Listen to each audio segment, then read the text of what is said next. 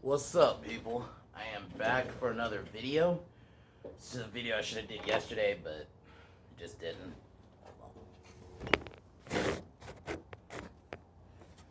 Anyway, I am reviewing the conclusion of the Matrix trilogy, and I'm gonna do this today because tomorrow, I guess side point, I watched Scream 5 earlier, and yeah, I have a lot to say.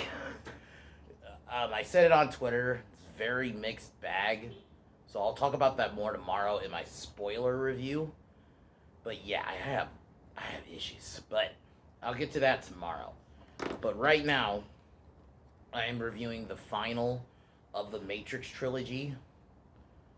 Really quick today, and then like I said, tomorrow, Scream 5 final, not final, Scream 5 spoiler review, and then Monday will be Jackie Chan's Super Cop or Police Story 3. So that's my plan for the next 2 days. But right now, we're gonna get to Matrix Revolutions. So this movie came out in 2003, 6 months after Matrix Reloaded. And I remember seeing this in theaters. And I mean, I liked it at the time, and then I didn't know a lot of people hated this movie. I mean, I didn't in general know people hated the Matrix sequels until later in life, but with this one, this one definitely has more issues. I love Reloaded. I think this one is okay, but I don't like the fact that there's not a lot of Matrix stuff until, like, there's a little bit in the beginning, but then there's just a portion of the movie where I understand we got to focus on the war between the Sentinels, like the Sentinels invading Zion. We got to focus on that stuff, but God, I kind of wish we got some more Matrix action. But I think that it's an okay conclusion. I do think the way the humans and the machines make peace is fucking convoluted. Not necessarily convoluted, more it had to happen because plot. It was just like, really? But I think it's a decent action flick. You have that final fight between Neo and Agent Smith is really good, and I actually think Hugo Weaving has some really good. The scene where he kills the Oracle was really good. Um, so I thought Hugo Weaving had some good lines. It's just I think the movie could have been a bit better, but I think it's an okay end to this story. And like I mentioned, I'm not refusing. I refuse to watch Matrix 4. So this is the end as far as I'm concerned. So we're gonna get started on this, and then yeah.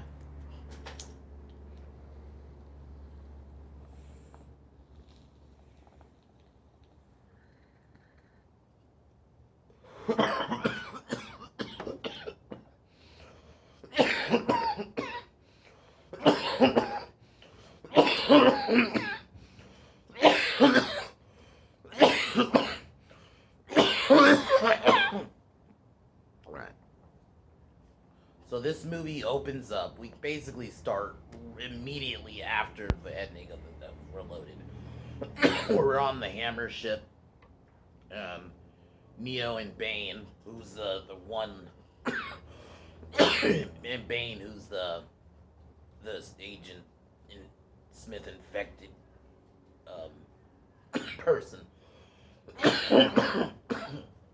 So we get a reveal that Neo is actually he's in the world between the Matrix and he's in between the Matrix and the regular world in this subway station. He meets a family of programs, which I actually think is a nice little scene. We meet a nice little scene between the two.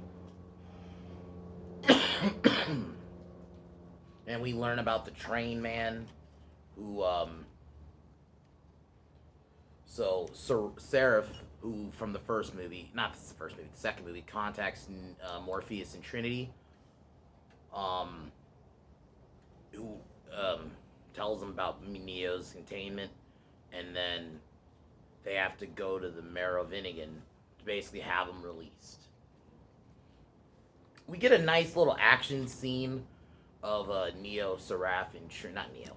Seraph, Trinity, and Morpheus fucking some dudes up before they meet up with the Merovingian, who I do like. I think the actor who plays him does a really good job. Is like he's a guy with his own. He's a program, but he's a program with his own agenda. He's not like working for the machines or with the machines. I like characters like that.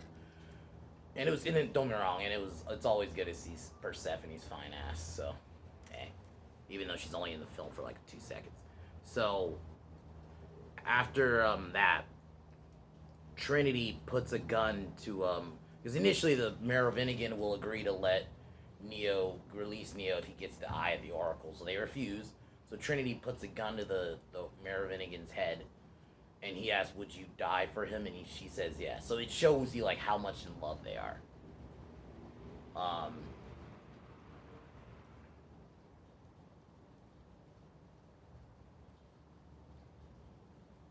and this is before that. This is where we meet the new Oracle, and I do like that in the movie they explain why she looks different, and it makes sense. And I always just look at Oracle could take different forms, so.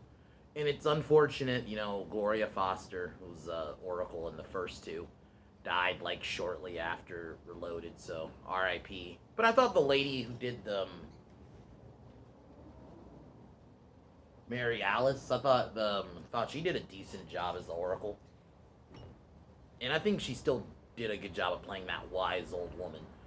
So, um, Neo pretty much gets released after that. After that, then Neo decides to visit the Oracle so he can know what to do, like basically visit her one last time. Because this is probably like really after this scene is really the last bit of the Matrix. Because pretty much the rest of the movie until the fight with Neo and Agent and Hugo and Agent Smith is really the rest. This is like the last portion of the Matrix stuff. So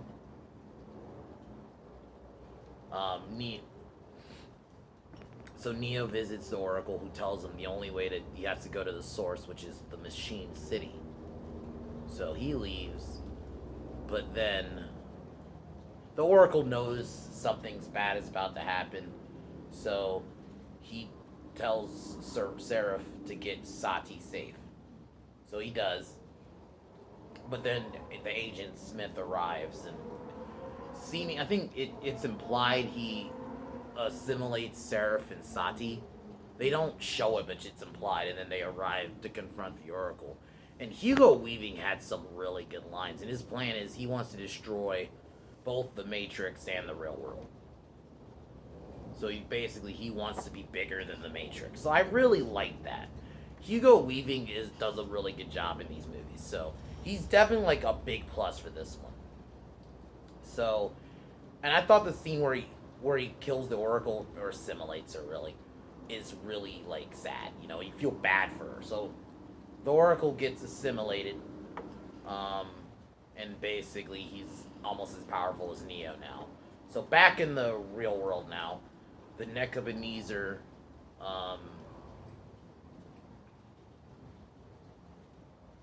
the crew of the Nebuchadnezzar and the Hammer, and Niobe ship, and it's a bunch of different crew.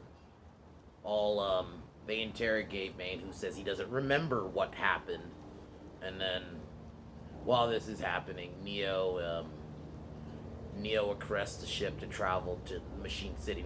Everyone thinks he's crazy, but Niobe decides to let him take her ship, the Logos.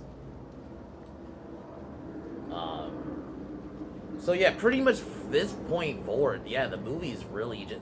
I wish there was more Matrix scenes, because those are like, in my opinion, some of my favorite parts of these movies are the scenes in the Matrix. And I understand the last one, they wanted to focus on the battle at Zion and Neo getting to the Machine City, so they probably felt like there's no time to do Matrix scenes, really. I don't know. I kind of wanted some more. But, so Neo ends up going off with Trinity, and then we don't really see them for, well, actually no, before that, Bane ends up stowing away on the ship. And I actually think the actor who plays Bane, who's obviously supposed to be Agent Smith, does a really good job of at like his mannerisms, like the way he talks, even the way he says Mr. Anderson. I'm like, I don't know who they got, but this guy does a good job of getting the mannerisms down. Even like the way he's talking. So he ends up kidnapping Trinity, and Neo confronts him. And initially, Neo doesn't know it's Agent Smith. And Bane throws Neo, I think Trinity in like some hole, and then Neo and Bane fight, and Bane seemingly wins by burning Neo's eye with like an electric socket. I'm not gonna lie, or it was with a power cable. It was pretty brutal. Like you even see like his eyes out. I'm like, God damn. But Neo can actually see, but I think it's like in code.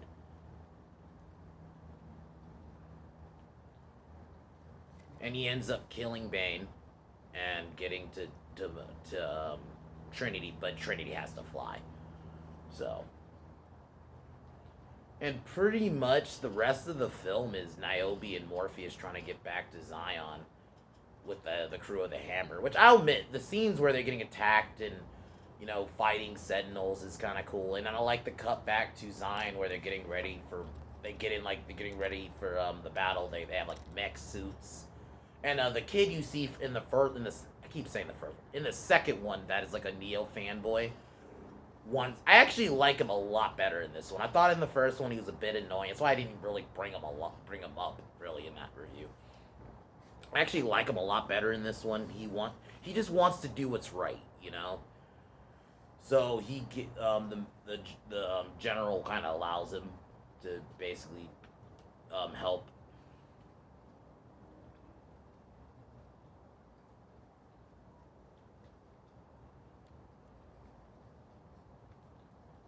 And throughout, one of the ships does an EMP, which when they do that to disable Sentinels while Sentinels are attacking the city. Which I'll admit, I like some of the sequences with the guys in mech suits fighting the Sentinels. I always love mech suits and stuff, so it's always cool to see that. And I like how they try to do stuff with Link's wife, who I don't really remember her name, but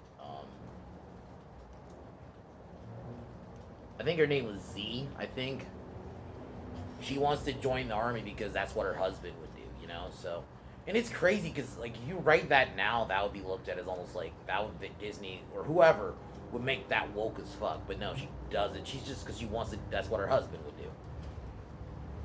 So. They seemingly take out the Sentinels' forces, but the Sentinels keep coming, and the humans are forced to retreat.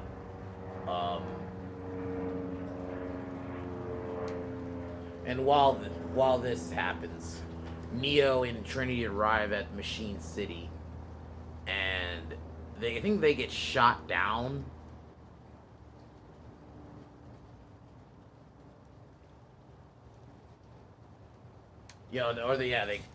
They get shot down or they crash, and Trinity ends up dying because she gets stabbed by shrapnel.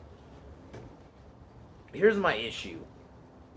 I don't mind them killing Trinity. I think Trinity dying always kind of made sense, especially at the end. She should have been in that final fight, or at least should have been there. Or you know what? Have Agent Smith kill her. I think that actually makes more sense. That almost would give more animosity to the final fight. Have Agent Smith kill her. She just kind of, the way she dies to me is just kind of, So they crash, and I get that they're in the real world, so Neo can't just bring her back like in the second one. But my God, I think Trinity deserved better than to die like that. And don't get me wrong, her final words to Neo was meaningful, but it just was she should have been in the final act. But so while this is happening,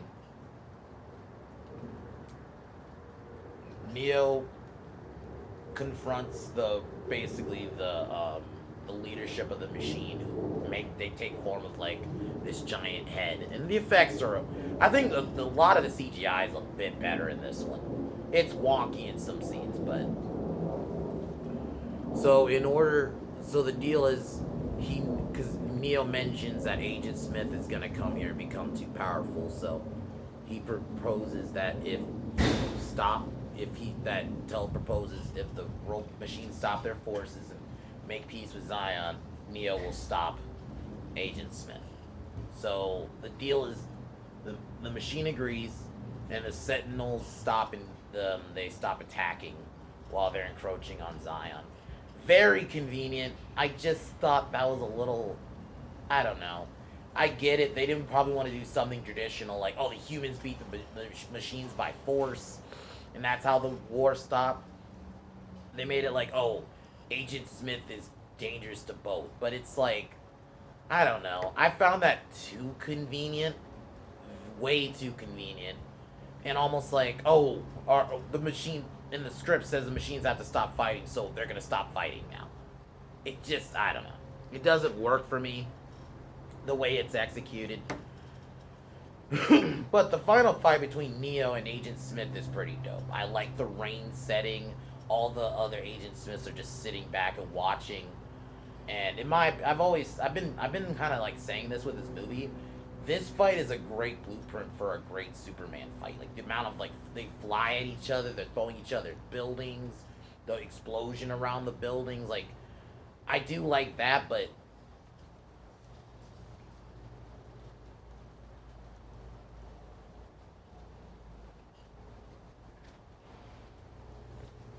um, so they initially fight, and Neo realizes that he can't keep fighting, so he basically lets Agent Smith assimilate him.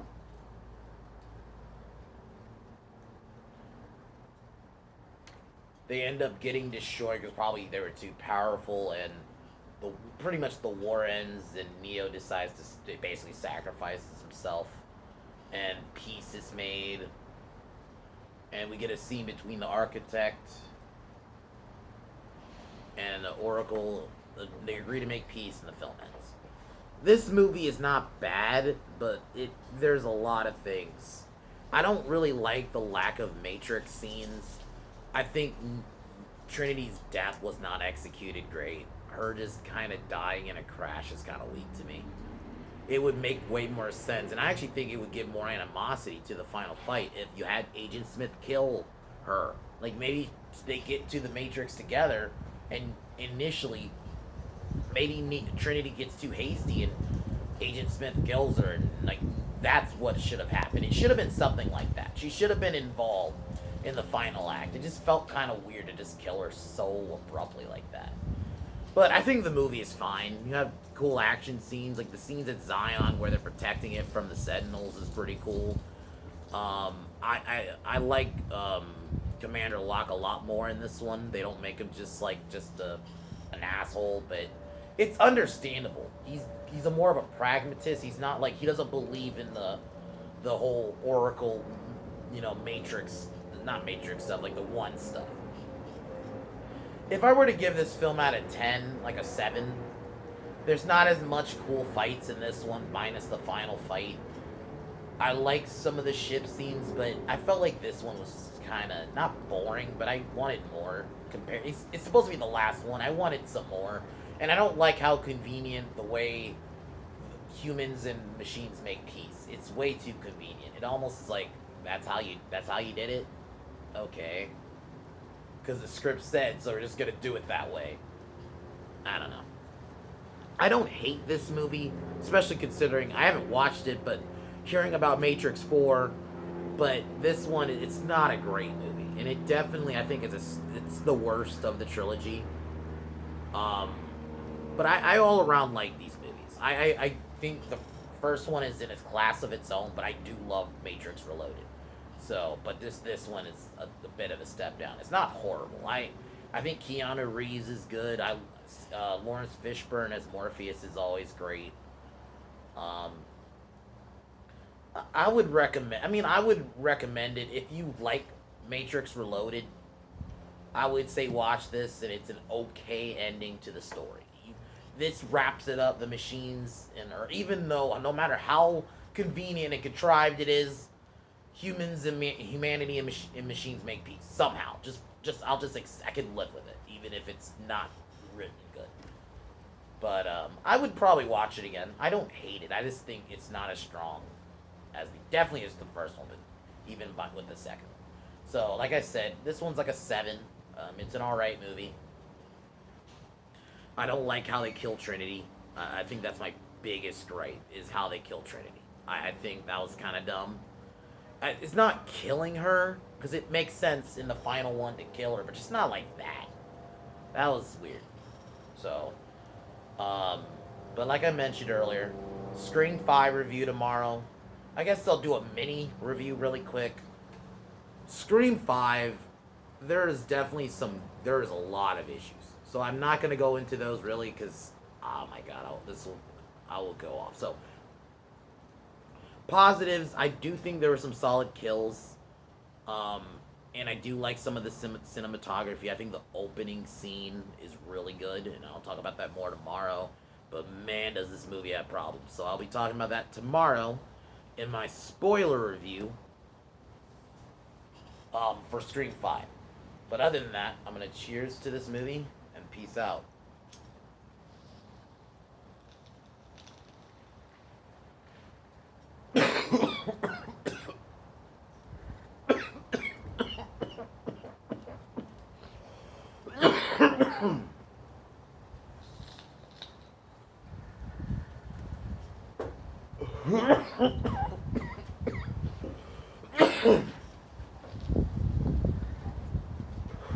Other than that, fuck Warner Brothers, fuck Disney, fuck LaBitch James, fuck Joy Reid, fuck Kevin Smith, fuck Seth Rogen, and fuck the Biden administration. I'll talk to y'all tomorrow. Peace!